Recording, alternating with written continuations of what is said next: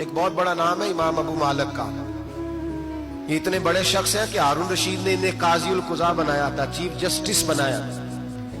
हजरत इमाम मालिक कहते हैं मैं गरीब का बेटा था और मेरी 6-7 बहनें, मैं अकेला भाई था। आप फरमाते मेरे अब्बा जी फौत हो गए।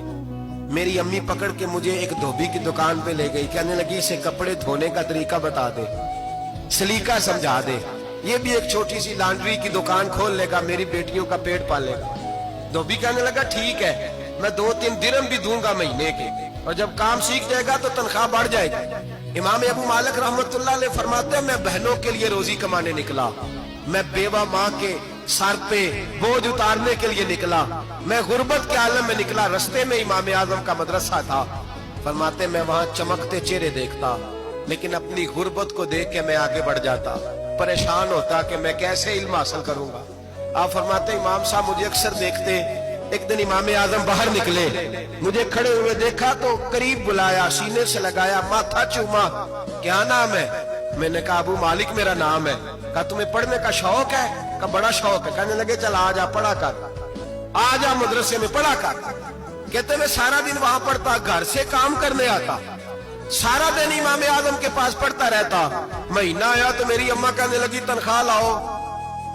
मैंने कहा अम्मी जी तनख्वाह तो वो देगा जो ड्यूटी पे जाता हो, मैं तो पढ़ने जाता हूँ।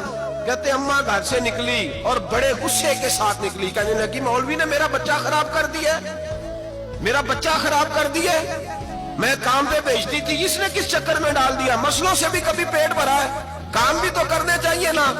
कहते इमाम आजम के सामने खड़ी हुई, इमाम साहब बड़े अमीर कबीर आदमी, अरबों खरबोपति, और फिर इतने बड़े आलिम फकीर, सारा बगदाद, सारा कूफा, सारा मिस्र सलूट करता है। बीबी आई और तेज जुमले, औरतों का तरीका होता है। कहने लगी मौलवी तेरी सफेद दाढ़ी, तेरा इतना नाम, तुझे ख्याल ही नहीं आया, मैं बेवा औरत हूं, तूने मेरा बच्चा खराब कर डाला, मेरी यतीम बच्चियां रोटी कहां से खाएंगी, मसलों से भी कभी पेट भरा है। कहती इतने सख्त जुमले कहे, पर कुर्बान जाओ इमाम आजम सुनते रहे और मुस्कुराते रहे। कहने लगे मेरी गलती है, मेरी गलती है, मेरी गलती है, बीबी भूल गया था, गलती हो गई। बीबी कहती रही, इमाम साहब सुनते रहे। जब गुस्सा उतर गया तो कहने लगे अम्मा तेरा गुस्सा उतर गया है? उतर गया है। कहने लगे तेरा बेटा बड़ा नेक है, तेरा बेटा बड़ा लायक है, तू इसे पढ़ने दे। कहने लगे चुप कर बे मौलवी, ये पढ़ेगा तो मैं रोटी कहां से खाऊंगी।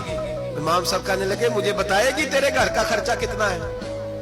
उसने एक लफ्ज तो है 3 दिनार का, एक रवायत ऐसी भी लिखी है बुजुर्गों ने, कहने लगी 40 दिरहम है। और अम्मा कहती मैंने जानबूझ के ज्यादा बताए, हालांकि मैं कनाब का खर्चा करती थी, लेकिन जब खुला डुला करे तो वो वाला खर्चा बताया। मैंने कहा 40 दिरहम खर्चा है, तू देगा?